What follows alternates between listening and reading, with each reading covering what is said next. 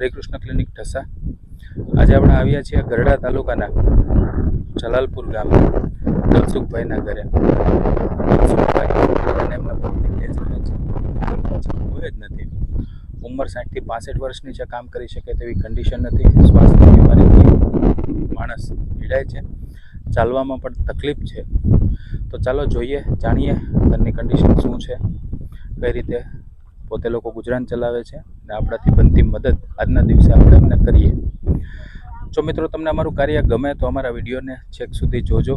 અમારા વિડીયોને લાઈક કરો, ફોલો કરો અને અમારી ચેનલને સબસ્ક્રાઈબ કરો.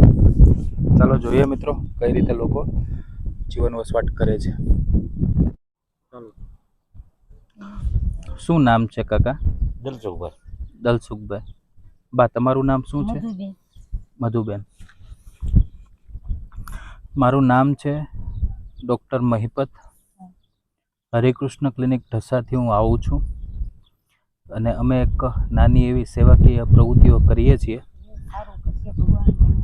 એટલે આજના દિવસે અમને તમારા ગામમાંથી રેફરન્સ મળ્યો હતો કે ભાઈ અમારા ગામમાં એક આ રીતે વૃદ્ધ દંપતી રહે છે કે જે નિરાધાર છે અને કામ કરી શકે તેવી કન્ડિશન નથી. એટલા માટે આજે અમે તમને મળવા માટે આવ્યા છીએ. બા તમારે બાળકો કે એવું કંઈ? કાંઈ નથી. 3 દીકરા હતા હોય. શું થયું હતું એમને? બસ એ 2 કાસ બકો થઈ ગયું અને 1 2 વરણ થઈ પાછું. બરાબર છે. તમારી ઉંમર કેટલી થઈ દાદા?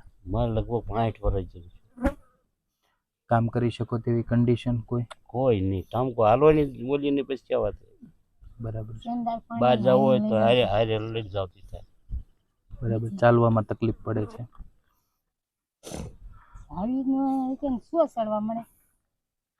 અને હલાય નહીં, પગે હલાતું જ. અત્યારે તમે તમારું ગુજરાન કઈ રીતે ચલાવો છો? અમે જો આ રીતે આ સણબાણ વીણે અને 5 રૂપિયા મળે મહિને 2 મહિને, અને એક બેંકમાં જ અમારે 1000 રૂપિયા આવે છે મહિને. બરાબર. બરાબર છે. એ આવે છે અમારે પેન્શન. બીજું કાંઈ નહીં. પણ એટલામાં તો ગુજરાન ચલાવવું બહુ મુશ્કેલ હોય છે. મુશ્કેલ જ છે ને. પણ અત્યારે જો તમે કહો ને 1 રૂપિયો ઘરમાં નહીં. તો ખાવા પીવાનું ને એમ ચાલી જાય છે દાદા? આ જો આ તમારી જેવા ભગવાન નું કૃપા જે દઈ જાય અને હાકી, અને ગામમાંથી કોઈ હું તમને ઘઉં દે તો અમારા બાઈ મને હળવળું હાલ્યું જાય ને એ લઈ આવે ઘઉં દેતા. બરાબર છે. રહેવાનું તમારે? એ બસ આ અમારા ભાઈનું છે. આ ગોળી કરેલી એમાં રહી છે. મારે આ દવાખાનામાં બધું હું તમને આ મકાન હતું ને મારે એવો જ વેચાઈ ગયો. પૈસા તમે જેવા લીધા હોય મારે દેવા પડે ને. બરાબર છે. દવાખાનામાં રહેવાનું તમારે અહીંયા જ છે? આમાં વરસાદમાં અને એમાં તકલીફ તો એક ખાટલો માલ પર રાખી દી. બરાબર છે. એવું છે બધું. કંઈ નહીં દાદા, અમે તમારા દીકરા જ છીએ અને આજના દિવસે અમારાથી જે નાની મદદ થાય છે એ અમે તમને કરવા માટે જ આવ્યા છીએ. બરાબર છે? હા. કંઈ નહીં, બેસો તમે થોડી વાર. અમે તમારા માટે દાદા મદદ લઈને આવીએ.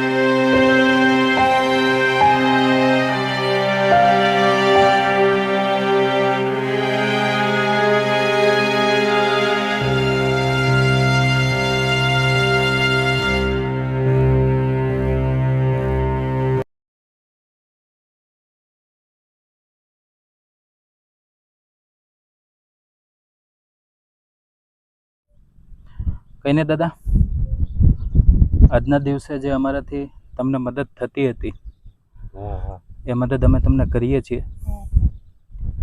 આજના દિવસે આ જે મદદ આવે છે એ તમને ડૉક્ટર ધર્મેશભાઈ વસાણી, જેઓ હાલ સુરત ઓમ ક્લિનિક કરીને દવાખાનું ચલાવે છે, એમણે તમને આ મોકલી છે.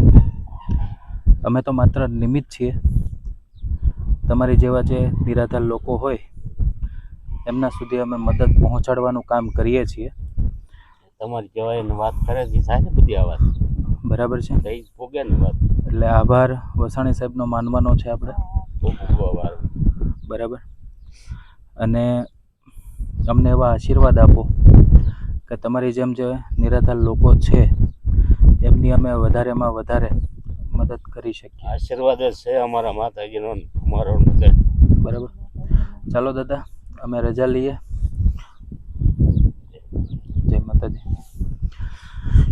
તો મિત્રો, તમે જોયું એમ દાદા અને બા ઘરમાં એકલા રહે છે. આર્થિક પરિસ્થિતિ ખૂબ ખરાબ છે. દાદાની ઉંમર 65 વર્ષ છે. દાદા અને બા કામ કરી શકે તેવી કોઈ કન્ડિશન નથી.